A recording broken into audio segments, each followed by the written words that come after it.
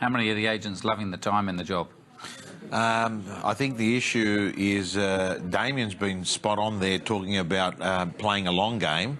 And Chris, that's what it's all about. And I think the best real estate agents, except if they want to succeed, they've got to fail faster. And you're going to fail so many times because you're going to have so many people that are going to say to you they're buying this house and they don't, or that they're going to give you their house to sell and they don't. And you go home and that week, that month, you've made no money, which is a hard thing to be work 40, 50, 60 hours a week and not be making any money. Tom, you obviously train a lot of the real estate agents as well as kind of do your auctioneering and all your other half a dozen jobs and the rest of it. Yeah. Can all of this stuff be trained, or is there a certain type that just is a perfect agent? I think people can get better at it. I think some people have got an innate ability to be able to read the play, but if you've actually got someone that works very long hours and speaks to more people, they can actually equalise that disadvantage. And as time goes by, they're going to get the experience of being able to understand what someone's really saying versus what they're just saying verbally. So the answer is that, yes, there is a disposition that you'll be better versus another person, but you'll get better anyway through training and development. And I guess that's the classic thing with sales, is people say, oh, I'm trying to do quality and the rest of it, but if someone just gets some quantity out there and they do it reasonably well, that's got to work out if they're doing 10 times the calls. Absolutely, and the word gets out, Chris. When you're doing good stuff, you know, and Damien will know that when he's out there doing good work, one neighbour says it to another neighbour. That becomes the work in real estate afterwards.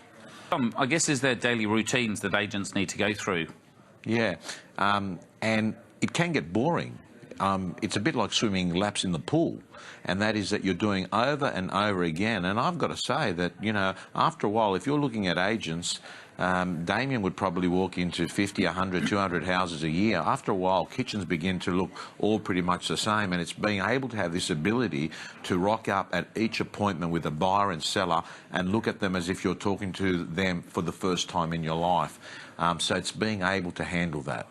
I guess, what difference does it, from the seller's perspective, what difference can it make from having an average agent to an exceptional agent?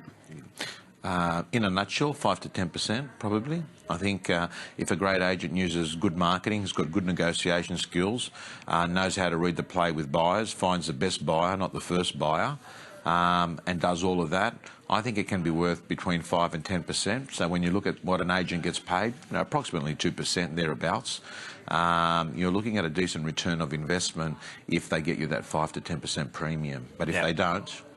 And again, as I've heard you said on many times in your courses, is any agent can sell a property, but it's selling it for that 5 or 10%. That's what you're paying them for. Well, Sydney, Melbourne, we see the clearance rates by Charles Tarby here every weekend. High clearance rate, Sydney, Melbourne. It's not about getting it sold. It's about house price maximisation.